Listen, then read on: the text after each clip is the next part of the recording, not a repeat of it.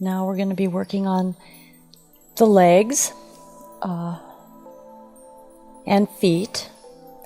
So a good way to start out is you're not really pulling on the legs, you're getting yourself into the fascia of the legs and just stretching up the fronts of them. Now this is a technique where you put a little bit of an arc in there, and this is a technique that'll be better explained in an advanced video. But that way you can feel if there's any restrictions going on, and actually once you start getting good at feeling what this fascia feels like, you can find other restrictions that might be higher up into the hip and low back area. And you might notice that there's a little slight movement that's going on, and that's a bit of an unwinding that's happening in that fascial stocking. At least that's the way I interpret it, because I've worked with my hands for so long and picked up this for so long that that's how I interpret what's going on and what I'm feeling. It does seem to change things too for people. So I'll start with this side. You want to make sure their hand is, put the hand underneath here. We're going to need to slide up a little bit here, but we want to be very careful. You want to be very mindful of the comfort of your client. And then we'll be applying the oil.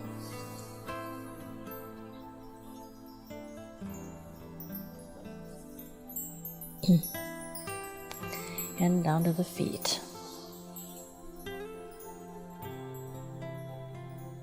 Okay.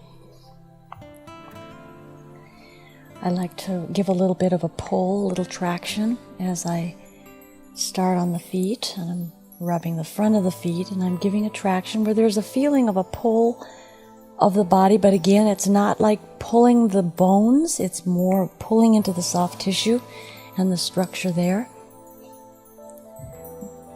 Start along the arch. The arch is, in foot reflexology, is along where the spine is, so since we just worked that spine, that's a good place to start on the foot.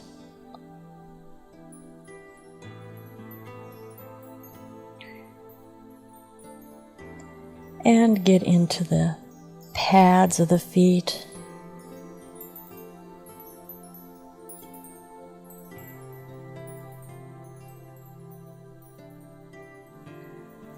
Rubbing along the heel. There's an articulation that can go on with the heel. You can kind of move the joint around a little bit. It's sort of a joint. It does move. It's probably not considered a classic joint, but it does have some movement in it. And then the toes, each individual little toe.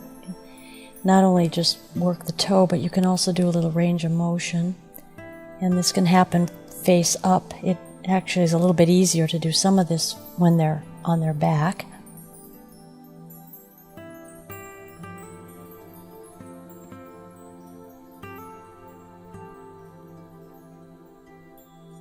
And that looks pretty good. A little range of motion in the foot. Spreading and bending. You know, it's very good to go barefoot. The feet need to be on uneven surfaces in order to have a strong foot and ankle. And oftentimes keeping them in shoes, especially shoes that are odd shaped, not real good for your feet, will start to carry your foot into that kind of a position. And that's where toes start to topple on top of each other and squeeze together or bend inward. It really has to do with the shoe. There are some things you can find online that separate the toes, which are a good idea to do if your toes are buckling on top of each other. Some of those toe separators are a little aggressive, so you may need to start with a smaller spread. Now here I'm going right up the calf. And I'm going into three different locations. the sides, and then the middle. And then coming up and picking up. Now again, we're going to be picking up this muscle.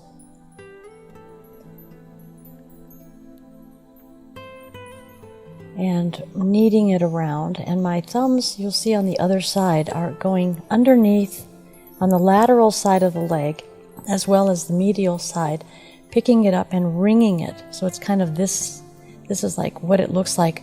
But as you get better at it and more familiar with how it works, you will find your speed will pick up a little bit. You still don't want to go super fast, but you'll find that you know how to grip the muscle, you'll know how to work that muscle, and it won't have to be done quite so slowly. Now, getting up into the knee, be very careful of the back of the knee. It's best to go around the knee on one side and the other, and more broad hand over the back of the knee. Don't go in with your thumbs. There's too many delicate things back there. And then the same thing, we're going to come up the center on the adducting muscles and then cross across the hamstrings along the erector spinae, the iliotibial tract, which is the side of the leg, the lateral side of the leg. I move my thumbs up and down. That's a very tight band, especially with runners. It's a support band. It's more tendinous in its nature than soft muscle. And then just doing a little bit of work up the center of the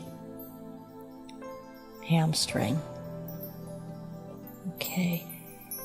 And then bringing it back down, covering this up, and bringing yourself back down, giving a little traction pull as you're doing this.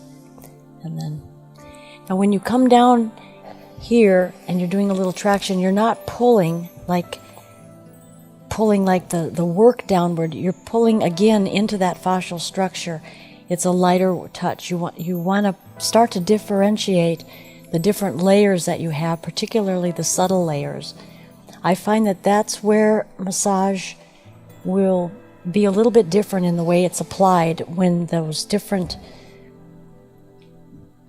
layers are understood, and you can work within those different layers or separate them out and work with one layer and then another layer. And then the second leg, we'll do the same thing here with the hand under, so we can tuck this up just a little. Tuck it in there. Okay, so we've just applied the oil, and we're going to do the same thing on this leg.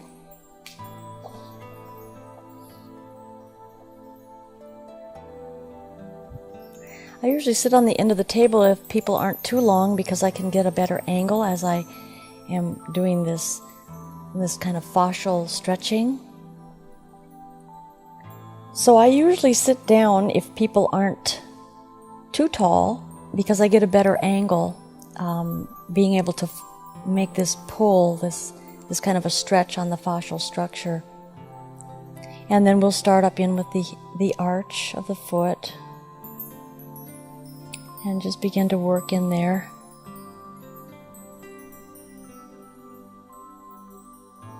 Well, the feet are really tough.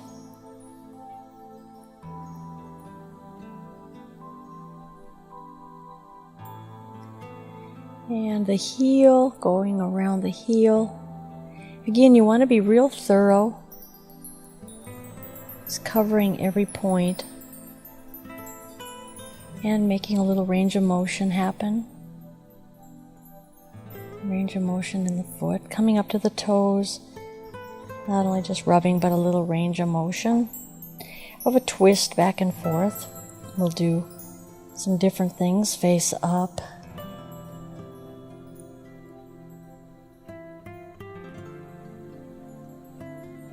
Okay, and then coming into the ankle.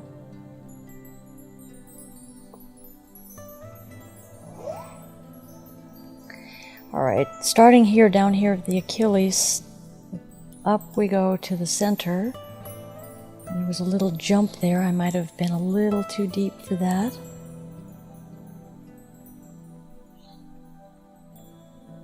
And then this leg has a lot more of a washboard feel, which is sometimes described as lactic acid in the muscle, but this muscle doesn't feel as smooth, particularly up here. There's much more ripply effect in the muscle, so there's some tension, and that might have been why there was that little jump. But it is starting to smoothen out, and you have to go very light and careful, and slowly you'll be coming deeper into that. Also taking it, the thumbs crisscross, cross fiber to relax anything down under there. Then be sure to go up the 3 different areas. So you're going center and then on either side. Then we can pick up the muscle here. I'll do the inside and then show you. Here, the outside is the same thing. You're bringing those thumbs under and picking up that muscle. Feeling the attachment right along the bone. So I'm right along the bone and then picking it up, gliding and picking it up. And you will be able to feel where there's tension, because it should feel real smooth along the bone, and where there is a tight area, it will feel tight. It'll have like a little bump type of feeling. And you'll be able to distinguish between muscle bumps and other kind of bumps, because sometimes there's these fatty tumor type things that people have on their arms or legs, but that feels completely different than a muscle that's tense along the attachment. The knee, remember, we don't go into the knee. It's important to go on either side of the knee, as that it is important to stay healthy, to keep the knee in good shape. We don't want to have these muscles tense and pulling out the knee. Although I will say that the knee alignment with the toe, with the foot, is extremely important to keep those knees in good working order. Any deviation from the knee over that big toe will take it out of alignment, sort of like it's a hinge joint. The knee is more of a hinge joint, and so it makes sense that if the hinge isn't exactly on balance, if the fulcrum of the knee isn't in place, then it's going to be, over time, it will be wearing out on one side or the other, and the muscles will also be affected by that. Now again, we're just picking up these inner adductor muscles, and we've gone up through the hamstrings, coming across the hamstrings here, and then going down to the iliotibial tract, and just bringing your thumbs up and down, a cross fiber type work up to the attaching point, and then nice running the fingers like a finger iron or a thumb iron, and feeling into that muscle. And you also want to go on the edge. So you want to go on the edge of the iliotibial tract. Again, it's not really a muscle, but it's more of a support. And then in the middle of that, and then on the front edge of it.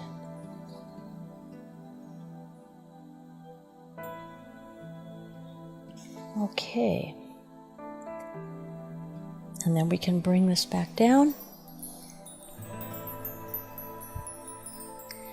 And to the feet. Now there's some things you can also do on when the body is on its stomach, and that is a little range of motion by just picking the knee and taking it back. But you want to do this carefully, because what I have found is there's not a lot of people that are real limber. A lot of people are extremely stiff, so some of this gets a little bit painful at times, or it can. And then put your hand underneath the knee, and you can just lift the hip up and back, supporting the ankle, but just taking it straight up and down. And then if you want, you can take it to the side a little bit and over and just move it around a little. But pay close attention to exactly what's happening, how much resistance you're getting, because if you're getting resistance, you're not going to want to push yourself into that. Now here we're bending the knee, but we want that toe lined up. So we're not going to have the foot bending like that. We're going to have it straight and lift slightly. Now when I do this, I also pull the toes, but not the bones, and make a stretch happen like so. Okay, so that's a little range of motion. You can pick it up and also just shake a little, and then bring it down. You're going to find, depending on what your size is as a therapist, some bodies are really hard to move because they're heavy, and you don't want them to use any of the muscle to help you, because you don't want any muscle activation when you're doing this. You want to have it relaxed so that you can get a stretch in it. So we're going to stretch this way. Okay, and then lift slightly. Maybe bring it a little to the side. You can rotate, but make sure that you're rotating that knee and that foot are staying in line. This is an easier side for you to see what I'm doing. And then even up here, you can also work the foot up in this direction. I'm just showing other variations that can be added, but be sure you do the same on both sides. I'm not doing that now. And then you can take a stretch of that quadricep by bending back, but again, you want that toe to line up over that knee, and then bring that up slightly. Is that okay? And then bringing this down, you can take both legs again and do like we did at the beginning, where you're stretching.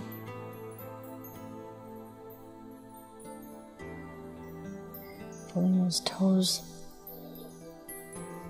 You can also shake the legs.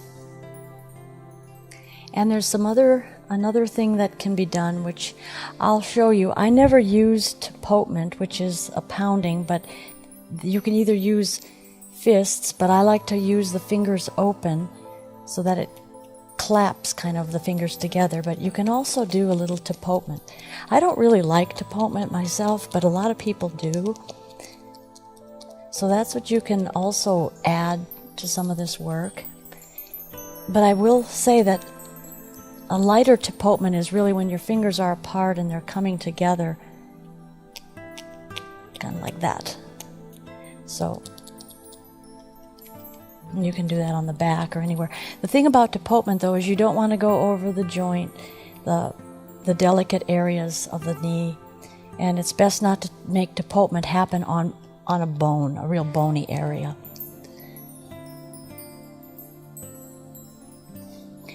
Okay, so that's about all there is to do with that, with the legs. Thank you for sharing. Thank you for subscribing. And I think there's a little bell up there that you can hit that you'll get a notification every time we post. So if you want to, you can hit that too. But thank you so much for your support. I really appreciate it.